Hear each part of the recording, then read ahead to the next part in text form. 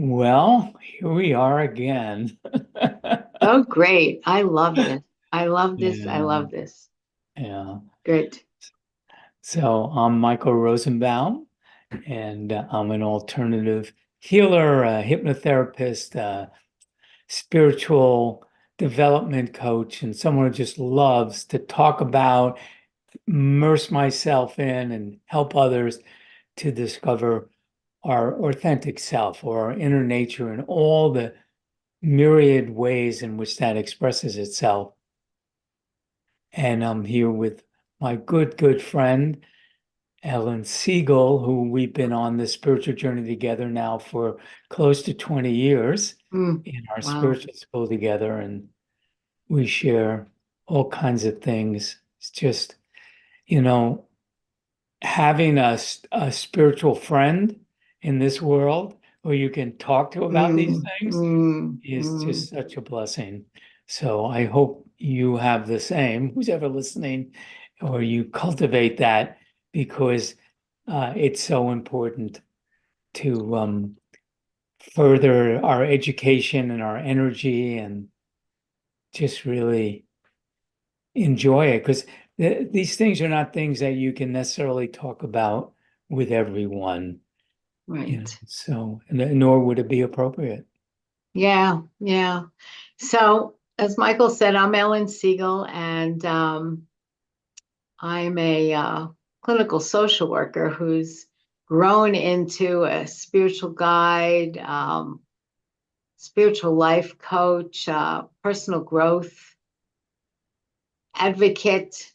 From wherever you're at, you can expand your consciousness and really value your inner prompts and to find meaning in your life and to expand in all different ways. So, and also the author of a book, Be Happy No Matter What, 5 Steps to Inner Freedom, which is really sort of a reframing of your childhood, no matter how difficult it may have been, so that you can see it in a very growth producing way and beneficial way, and take you on your spiritual journey. And I love doing this with you, Michael. Michael gets downloads of information, and I think that's available to all of us, but most of us are not open to that. We might get a little prompt inside that says, don't turn right at the corner, turn left, or brush your teeth now. And Michael gets a direction that is uh, expansive and deep. And I love sharing it because you're not going to hear this just anywhere. So, Well, I like your metaphor to brush your teeth because this to me is like self-care, and yeah. it's about brushing your teeth and flossing and hey, look over here and you've heard these words, but do you really know what they mean? Mm, Here's an idea about how to look at it or think about it. And mhm, so they're very instructive to me to kind of read between the lines mm, of spiritual concepts mm, to get a deeper wisdom from them.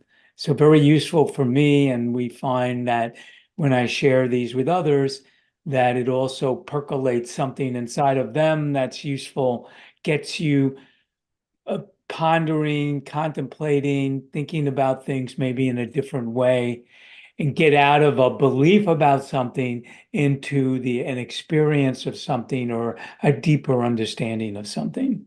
mm, mm. So So our, today's, our yeah, go subject ahead. that we picked for tonight, or today, or whenever you're listening, is there is no end and there is no beginning.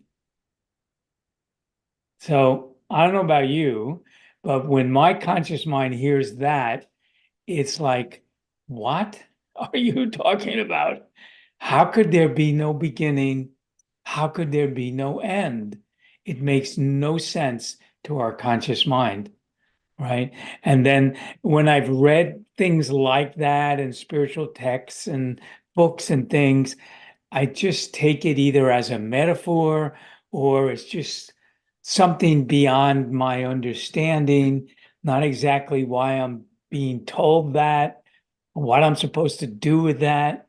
So anyway, this came through one day after a meditation to say, well, here's what you can do with it. Here's some ideas.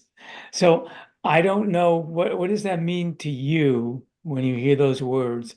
There is no end and there is no beginning.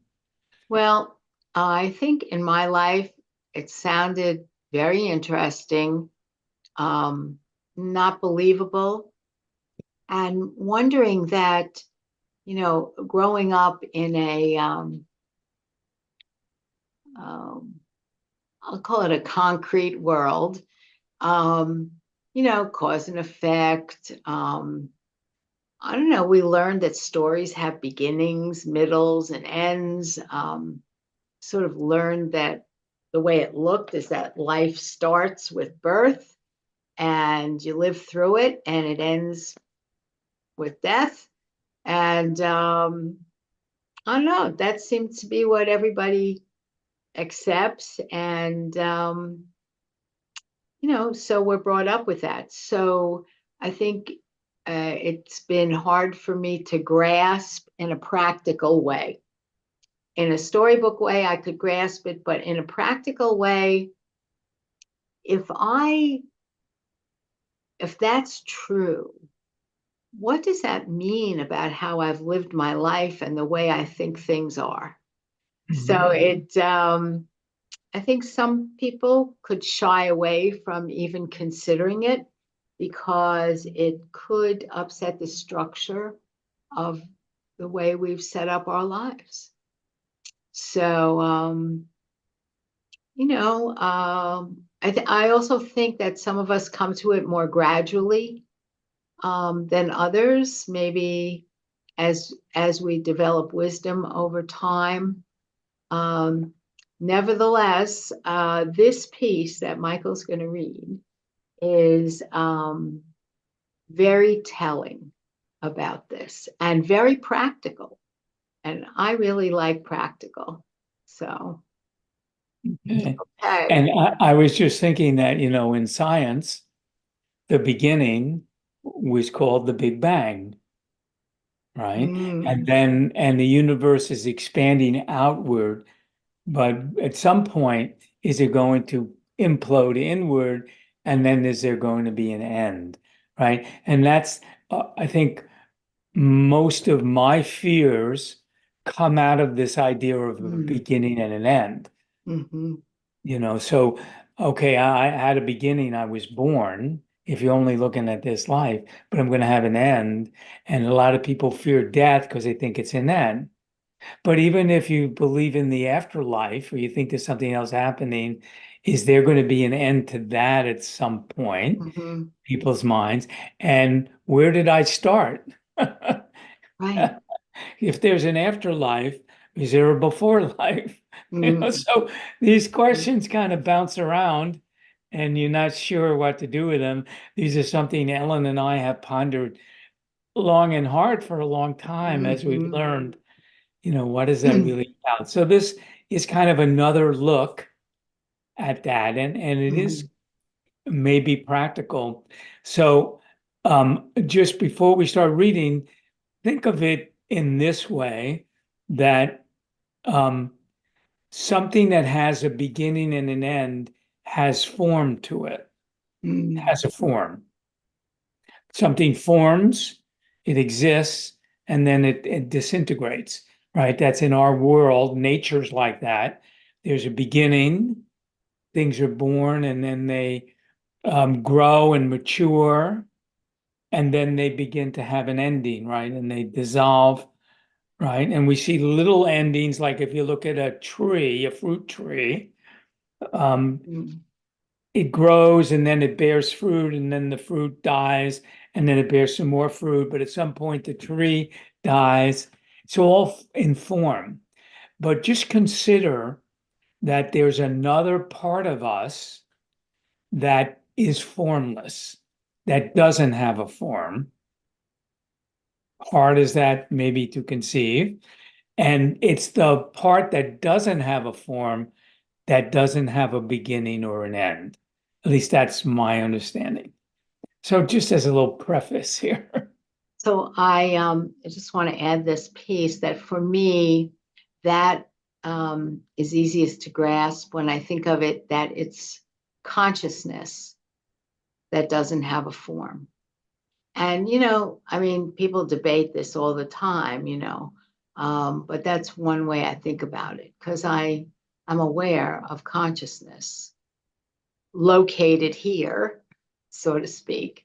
I mean, there's many more aspects to consciousness, that part is formless. So, all right, let's see. All right, let's start reading. Go See for what it. it says. Okay. See if it lives up to this hype here. Okay. So here's what I heard. Remember, this is teachings for me to get some deeper understanding, and we're passing them on. Hopefully it'll be useful for you too. So what I first heard was, so it said there is no end and there is no beginning. That was the original information that kind of came to me as thoughts. And then it said, don't look for them. It's a waste of time, and switches your frequency to the three-dimensional world. So it's already telling me, don't waste your time. But it switches your frequency to the three-dimensional world, which is a subset of reality and is not real in the true sense. It is real in its own dimension and experienceable. The place of no beginning and no end is a rich experience with both a steady undercurrent and an ever-changing dynamic of flow. You can learn to focus on the all, which is perfectly still and rich in its stillness. It has no vibration as you ordinarily think of vibration, yet it is rich with texture and intelligence. So why don't we just talk about that part? Because that's a lot, right? It is a lot. That's a whole conversation. I just want to, is it okay if we just start at the beginning? Yeah, let's go back. Yeah. So don't look for the beginning and the end. It's a waste of time. So just that is a teaching that we're here not to waste time, that we can spend time on things that aren't any of any substance, so to speak. So, and switches your frequency to the three-dimensional world. That's this concrete earth life here. So that's pointing to the idea that there's more than one dimension. Yep. There's not just the three-dimensional world. Mm-hmm. And so by focusing on, is there a beginning or end, or even focusing on time itself, because the word time assumes there's a beginning and an end, something moves through time. There's a past, present, and future. So that is looking through the lens of the three-dimensional world. There's nothing wrong with that. But as it says, it's a subset of reality and not real in a true sense. It's real in its own dimension and experienceable. Well, of course, we feel like it's real, but think about when you have a dream, it's real when you're dreaming it. But when you wake up in the morning, it's like, oh, that was just a dream, meaning it's not real. It's not like this dense world here. Yet when you were in the dream, you experienced it as that world, whatever that was, as real. As real and dense, and you were stuck in it, whatever it was. Right. for good, bad, or indifferent. Mm. And so what if there were other dimensions that you could wake up into, and then you would look back at this world and you would say, oh, it's kind of like a dream also, meaning it's not the ultimate reality, it's a subset of reality. When we're dreaming, it's a subset of reality. It's a creation, a self-creation, Mm. but a creation nevertheless.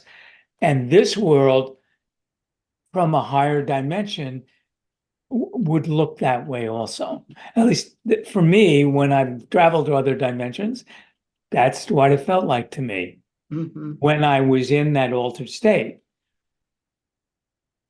So, And it's all there at the same, it all exists simultaneously. It's just where you're tuned in. well, that's true. That's true. So that takes time out of it, doesn't it? Yeah, yeah. Mm. So Okay. I just want to reiterate what we said in the beginning to understand this next couple of parts, because these higher dimensions, or the true essence of who you are, which, as Ellen said, is consciousness or awareness, it's formless. In other words, it doesn't have a form. We might use our brain to decipher information, but we are not our brain. There's something else. The brain is a tool in which we use for processing information, but it's not who we are. We're not, it's like when you watch a program on your TV set, the program isn't in the TV set. It's just transmitting it, you know. And so the formless is a dimensional piece of us, of where our awareness is. And it's often described as formless. To me, when I hear the word formless, it's almost saying like there's nothing there. It's like blank, Mhm. void of Mm. everything. That's the way I used to think of it. But that's not what it is. That's not the experience of it, at least for me.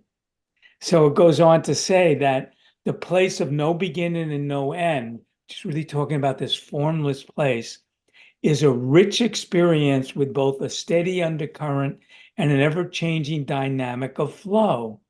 So it's not non-experiential. It's not like there's nothing happening. It's a void. There's nothing happening in terms of the way we would consider happening in the three-dimensional world. There isn't movement in that sense, but it's rich with experience. And that's what it goes on. You can learn to focus on the all, which is perfectly still. It means it's not moving the way we think of movement, and it's rich in its stillness. It has no vibration as you ordinarily think of vibration, yet it is rich with texture and intelligence. So you almost have to experience it yourself to know that. But I know Ellen and I both have had incredible experiences when we sit in that formless stillness place. If we can quiet ourselves long enough, then that begins to unfold. But it's not blank. It's not nothing. It's rich. It's richer than anything in this world, as far as I can tell. I mean, And what's been your experience of that?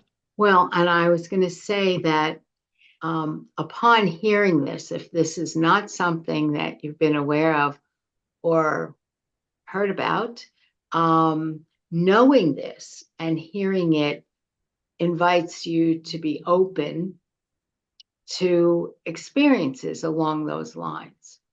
And even just the first awareness that there could be other dimensions.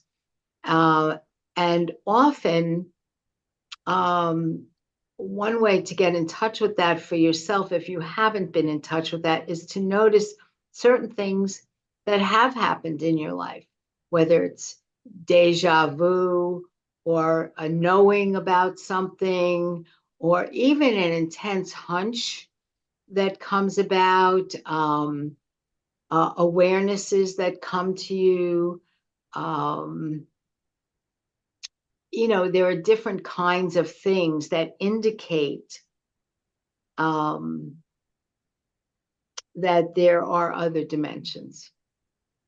So, And I know the word dimensions can sound a little way out, a little woo-woo, oh, dimensions, other dimensions and so on. But think of it as focus. There's other focuses. There's other ways you can focus your attention. And when you focus your attention, it changes your experience. And I bet you've all had experiences, like you mentioned, like where time stood still for a minute, or something seemed to was a lot of time in the way we measure it, but it seemed to go by really quickly, or the reverse, right?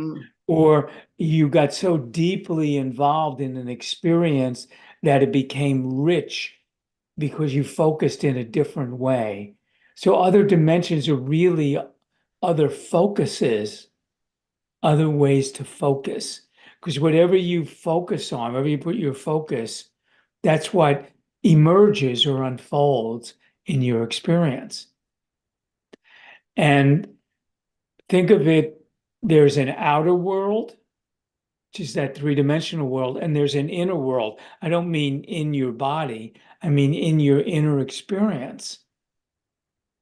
And the inner world has a different experience or a different thing to offer us than the outer world does. Then they work together. They're nested together. And so I always tell people when I'm leading a meditation, for instance, to try to be as still physically as possible. And the stiller you are physically, then it helps your focus to just be inward. It's not focused on body movements. And then as you begin to practice and get better at focus, then your thoughts begin to dissolve or they don't catch your attention as strongly. to And distract you. it's a distraction, right? Then that leads you to a different experience. It changes your focus. So when there's no thoughts, doesn't mean there's nothing happening. That's what I used to think. Oh, it's just going to be so boring. There's going to be nothing there. No, no, it is so rich with experience, but a different kind of experience. So thoughts are a certain experience. This is a different kind of experience. And thoughts tend to keep us on the periphery of things rather than in the center of it. That was a great description. Oh, all right. So what does it do? It goes on to say, from the undercurrent of this intelligence and stillness, all movement and vibration emanate from. So when you focus on the place of no beginning and no end, you completely relax and melt into the allness. So there is no beginning and there is no end of your true nature. But that doesn't mean there isn't a beginning or an end to form an experience.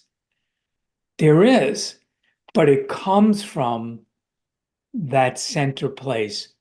And if you can sit in the center, then you can observe and enjoy the emanations that come out of that center without doing anything.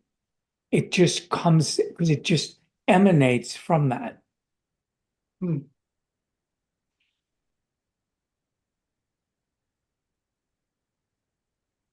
Why don't you read the next piece, Ellen? Okay.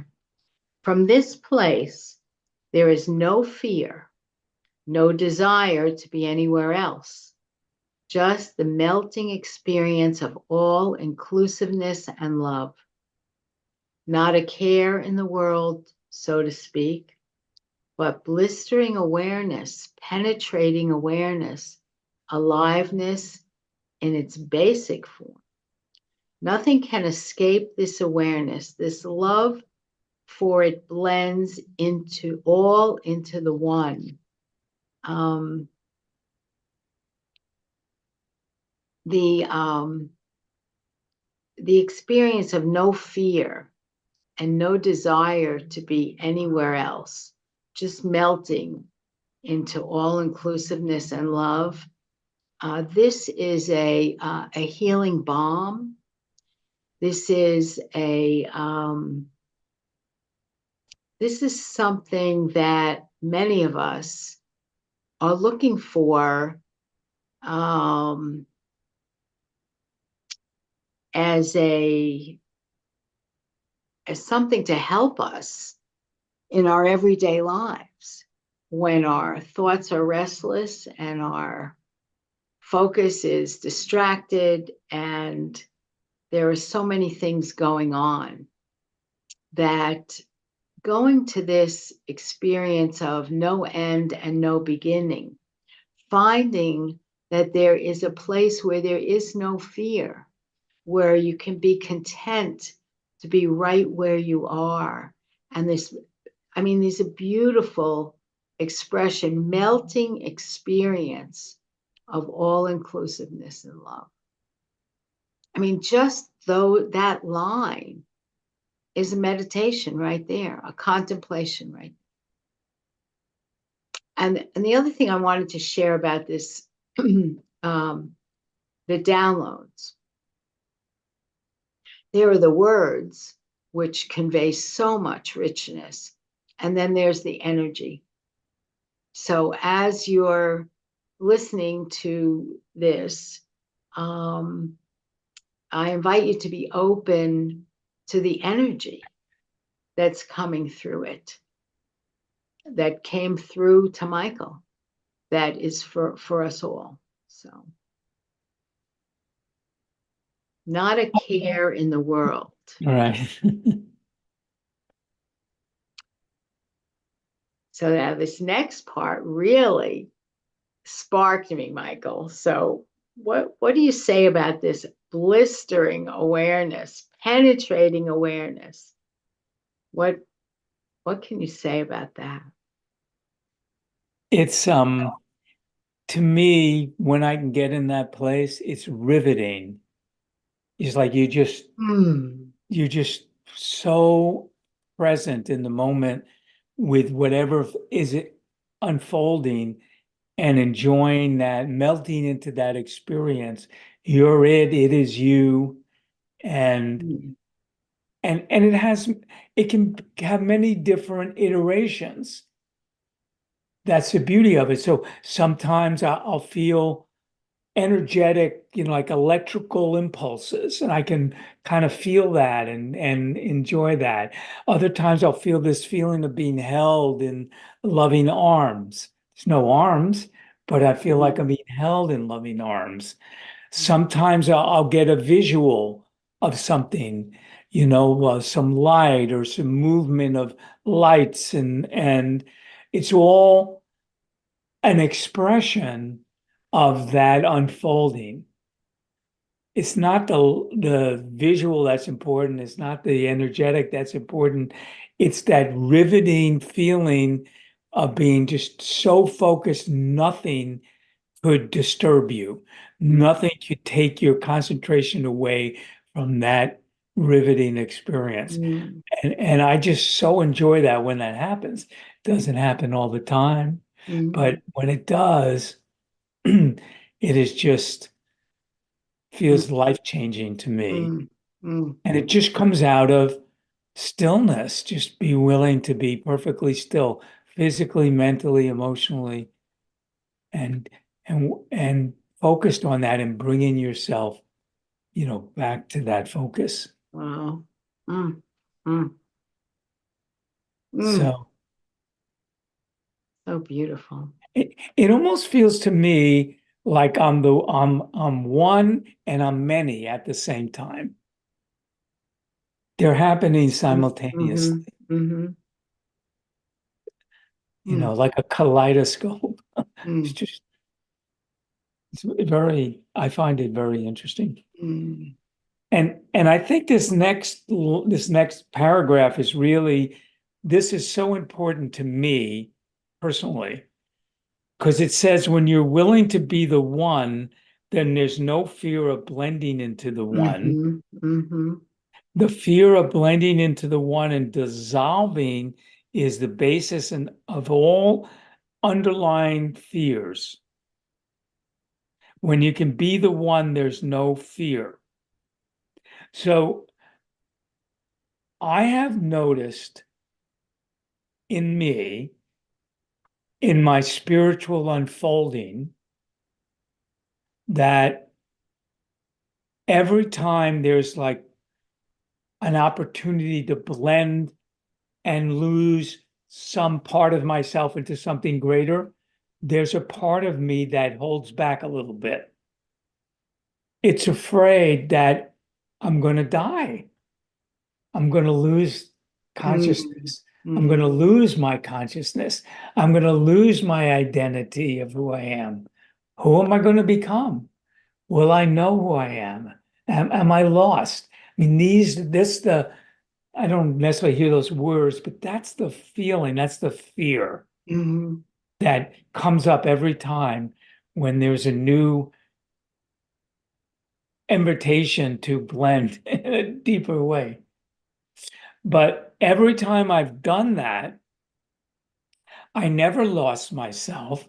I still have myself and the mm, memory of myself, but I have something greater now. mm, And what this is pointing to, that if you do the ultimate and you blend into absolute beingness or oneness, and you take that leap, that you realize that you're indestructible. That nothing, you can't lose you. And if you can't lose you, then what's to fear? What mm, difference does it make what happens? mm, Because you can never lose you. It's indestructible. mm, So that to me, was said to me, not only in this download, but others as well, because it's very pivotal for my unfolding to really get that, to trust that, so that I can let go more and more into the blending. Because when you blend with all consciousness, then that means all possibilities are available to you because you're blended with it. It's part of you now. So you have access to it. If you keep yourself separate from it, you don't have access to it. And the best way for me to have access to it has been through meditation, through deeper meditations. It's not the only way to have that experience, but for me, it's bore the most fruit experientially. For me, it's where I can be in touch with that most readily. Um, that in meditation, I can experience that. So open to expanding awareness that enables me to be able to even connect with that when I'm not in meditation,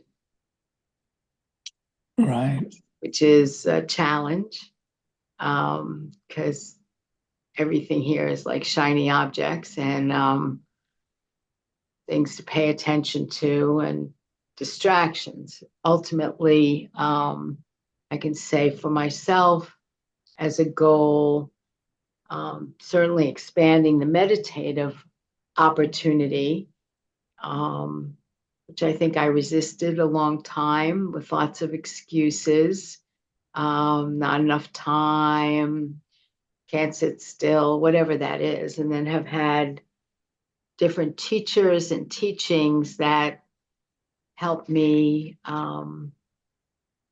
own my desire for that stillness, that calm. And so, and this is a much deeper articulation of that.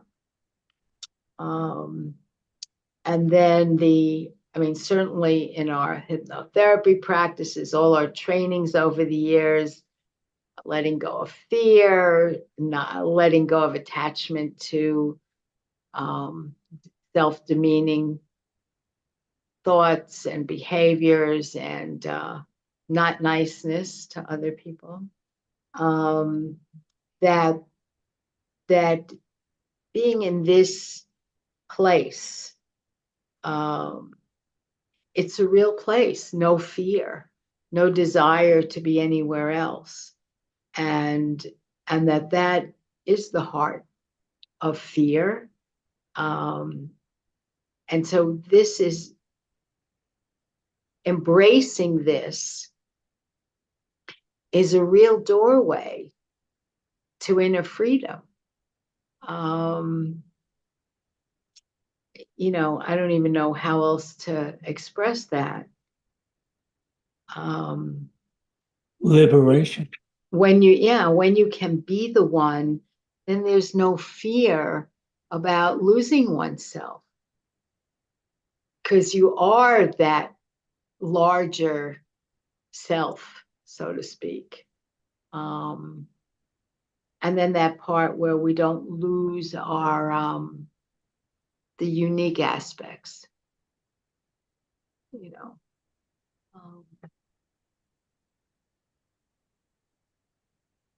anything that can relieve us or shift us or dissolve, or I don't know what the best word would be, of fear,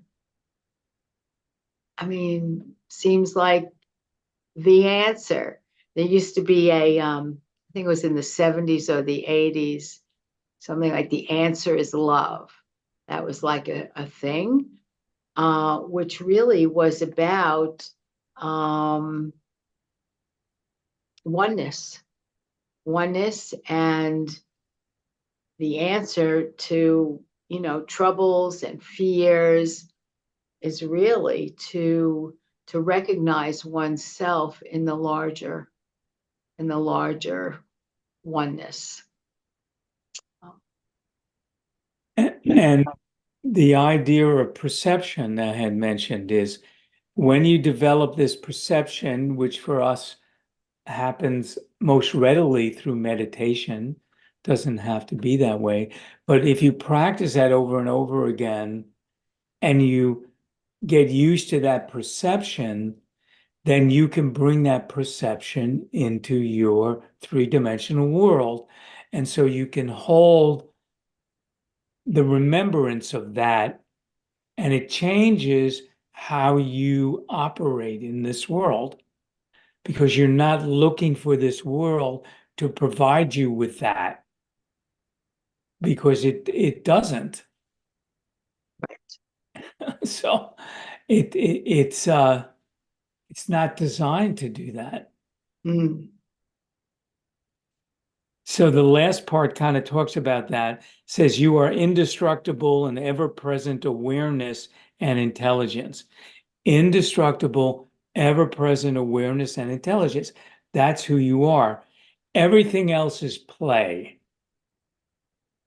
So if you truly are this indestructible awareness and intelligence, then it's kind of fun to see what happens today, because it doesn't matter in terms of your sense of self. You don't have to do anything for you to have a greater sense of self. You don't have to do anything to feel love. In this dimension, you just feel loved. It's all around you. You experience it. You don't have to accomplish anything, so to speak, in order to feel it. But accomplishing things and doing things is like play. Think of a little kid, a little kid that's brought up in a loving home and a loving environment is out there playing. It's not worried about whether it's going to get fed. It's not worrying about sleeping that night. It's not worried about its needs being taken care of. So it can play. Mhm. Well, you can do that. If you think of this oneness, this one consciousness is like your parents in a way. Mhm. It's Mm. this place where you're held in love and no danger could come to you. All your needs are taken care of. So you can go out and play and experiment and try this, try that, become this practitioner or that work or get married, have babies, whatever you want to do. Experiment with genders, whatever they're doing. It's all play when And you come from that place. navigate issues. Just Right. like if you're watching a movie that's got drama and it's got sadness and it's got joy and it's got all kinds of other feelings that are part of the play. And and are there for us to enjoy our ability to play in it. I have to tell you, Michael, really making a note of that. The oneness is like your parents. I don't think I've heard that anywhere that way. Yeah. And I really like that because when we've heard about unconditional love and, people debate, is there a God or what is spiritual and, all of that oneness, that experience of oneness, like you said, it doesn't have actual arms, that when you melt into that, it's totally unconditional permission to be yourself, to play, And I think a lot of people don't get to feel or experience that being in this life, our carryings on every day is play. So I think that's beautiful. Mm. Right. And that's open to all of us. Mhm. So it says this is your home base, right? It's your home. You can never be lost if you know your home base. Mm. No matter what happens in this play, I've had all kinds of crazy things happen in this play. I've been up and down and everywhere, but if I didn't know how to hold on to my home base. Mm. But if you can hold on to your home base, then it's like you're watching a movie, but you're not the movie. I think that's the gift that expanding your consciousness gives you is you realize you're not the movie. And so you can enjoy the movie or play your role in the movie or you don't even have to know how the movie's going to turn out exactly. Right? If you Sometimes, went to the movies and you knew how it was going to turn out, you probably wouldn't go to the movies. sometimes I think about myself in several ensemble casts. Like there's my family that I live with, and there's my class of fellow classmates. Then there's my local friends. I might be in a scene in a Walmart, and there's the checkout person, the people online, and everybody's playing a role. Some people are impatient that they have to wait so long. Someone else is use it as an opportunity to read a magazine that's there that they don't have to buy. Someone else is happy because they have more time and they don't really want to get to the next place yet.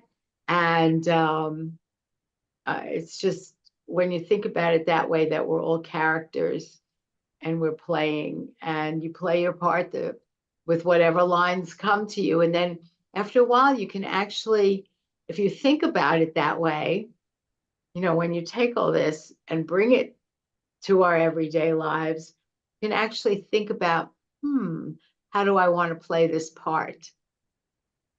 What do I want this actor to say in this scene? And you can really have a lot of fun with it. And that includes when I had breast cancer and a mastectomy, and I was in the hospital, and my friend Karen, she was there with me, and my husband stayed overnight. I mean, these are funny scenes. Someone else might say, what are you kidding? How funny could this be? So after the surgery, my husband stays overnight. He's so sweet. He's giving me ice chips and things like that. From bending over, he hurt his back. So he couldn't stay the rest of the time with me. He had to go home, and his parents stayed at the house because his back went out. So my friend Karen comes, and she stays. And I mean, yeah, I was recovering and whatever was involved in that, but I'm going to tell you something. We had an amazing time. We had an amazing time. And the only sense I could make out of that is like this, that there's other things going on. We're operating on different levels. There's different levels of meaning. And there's a part of you inside. I could see with our 3.5-year-old grandson, he's only 3.5, but he's observing what's happening. He is observing what's happening. So there's, I don't know if that part goes away. Maybe we come in with awareness, sharp awareness, and then, things happen in our lives and we forget. I'm witnessing he's observing, he's evaluating, he's making decisions. So we always have, and you might not think so, but we always have had a part of us that's thinking on the inside. And I go with that's our consciousness. Even kids in the worst situations are thinking, oh, if I grow up and live through this, I'm never going to be like that. Because we hear it in our clients. Oh, I never wanted to be like my mother, or I decided not to have children. Oh, I have a lot of people like that. I decided not to have children because I couldn't handle helping someone through those situations. Or I was afraid I was going to be like my father. So all of us have that observer inside, which is really your consciousness. So I think a lot of us have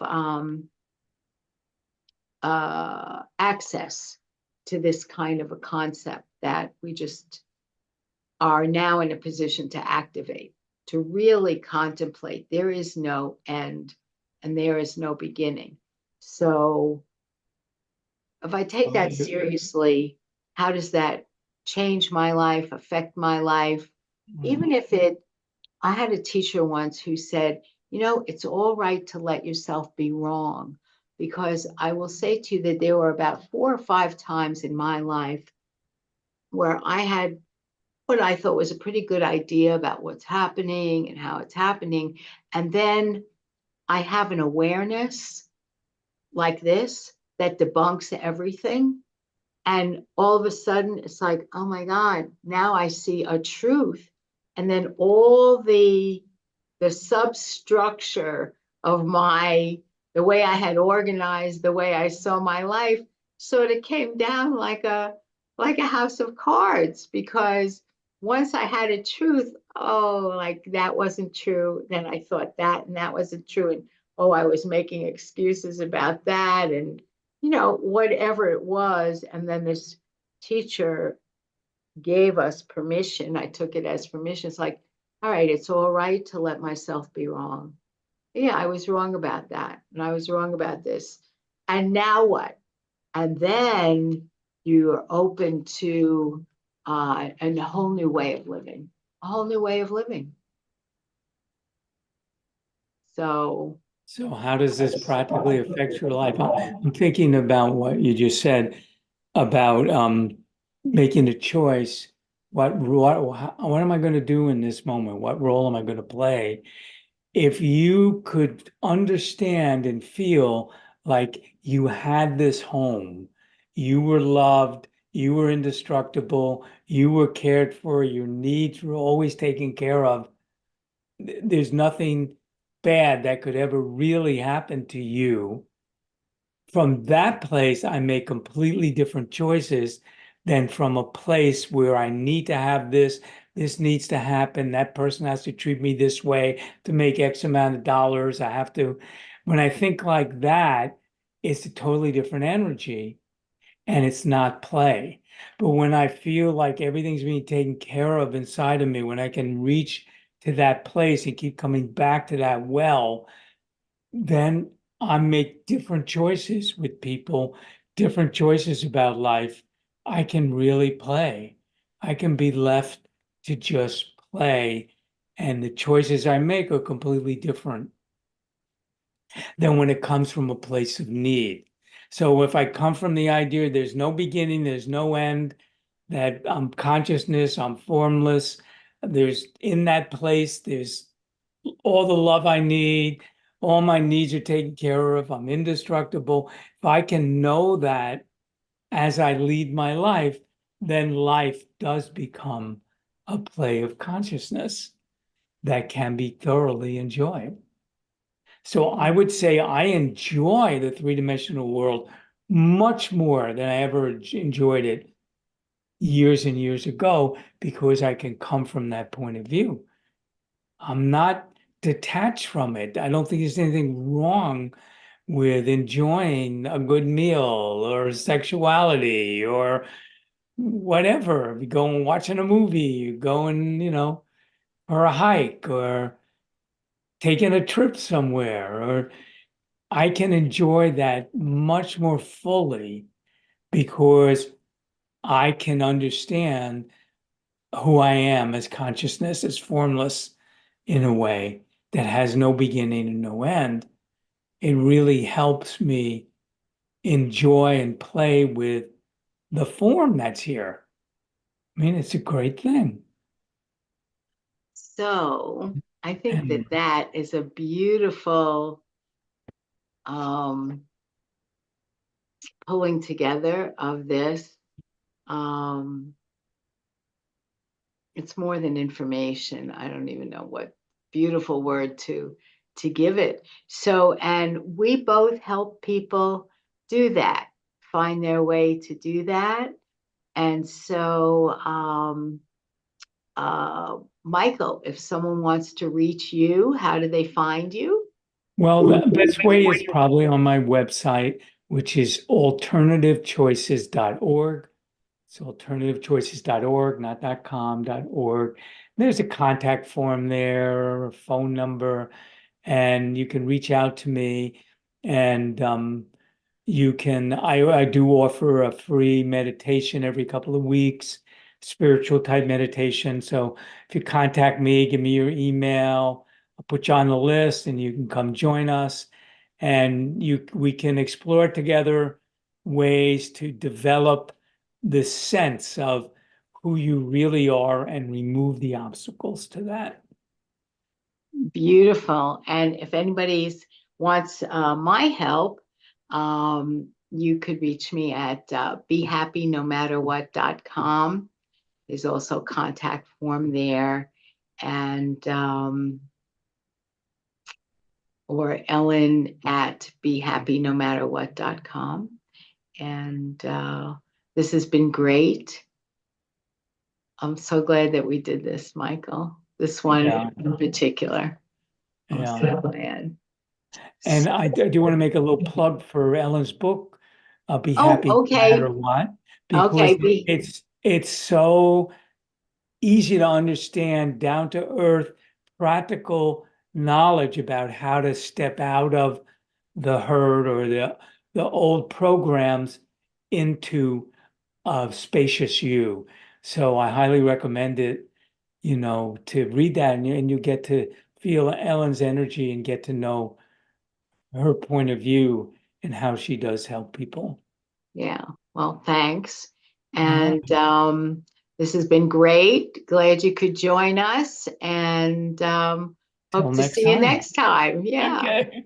All Bye-bye. righty. Bye.